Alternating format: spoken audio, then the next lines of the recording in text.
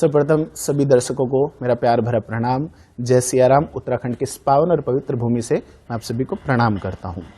जब ब्रह्मपुरी की बात कर रहे हैं, मैं आपको बताता हूँ कि जब राम और रावण जी का युद्ध हो रहा था तो रावण का जब वध हुआ, क्योंकि रावण ब्राह्मण था, तो राम जी को ब्रह्म हत्या लगी। उसके कारण से राम जी को क्षमा रोग व्याप्त हो गया। हमारे यहाँ पुराण है पद्म पुराण। पद्म पुराण में है केदारखंड।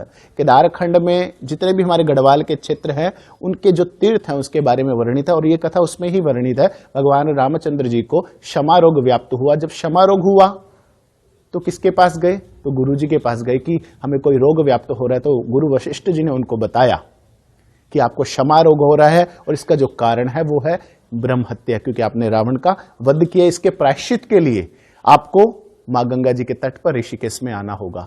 तो उस समय चारों भैया के साथ और गुरु वशिष्ठ जी अपनी अर्धांगिनी अरुंधति जी के साथ इस पावन और उत्तराखंड की इस पावन और पवित्र भूमि पर तपस्या करने के लिए आए थे। वहां पर जहां आप ब्रह्मपुरी की बात कर रहे हैं उसको हम राम तपस्थली भी कहते हैं, जिसके महामंडलेश्वर दयाराम दास जी महाराज जी अधिष्ठाता है। वहां पर बैठकर राम जी ने तपस्या कर रहे थे, और वहां पर गंगा जी शांत क्यों बहते उसका कारण है। जब भगवान रामचंद्र जी वहां पर तपस्या कर रहे थे तो मां कल कल निनाद करती हुई बहती है। तो उस समय भगवान ने मां गंगा जी को प्रणाम किया था, और प्रणाम कर कर माता से कहा था कि मैं तपस्या में हूं, तो यहां पर आप शांत भाव से बहिए।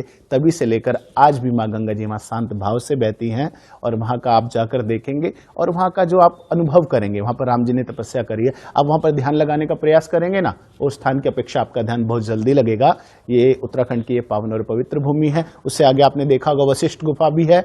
चारों भैया ने यहाँ पर तपस्या की थी। उससे आगे जाकर गुरु वशिष्ठ जी ने और उनकी अर्धांगिनी अरुंधति जी ने वहां पर तपस्या की थी। और वहां पर मैं सभी दर्शकों को कहना चाहता हूं, जब भी आप ऋषिकेश आए तो राम तपस्थली के और वशिष्ठ गुफा के दर्शन करने अवश्य जाए। जी, लक्ष्मण झूला भी है यहाँ पर, उसका क्या कैसे नाम पड़ा? मैंने कहा ना कि चारों भैया ने यहाँ पर तपस्या की थी। यहाँ भरत मंदिर भी है, तपोवन है। तपोवन यानी जहां पर लक्ष्मण जी ने जहां पर तपस्या की थी, पहले वो वन हुआ करता था, जैसे वृंदावन।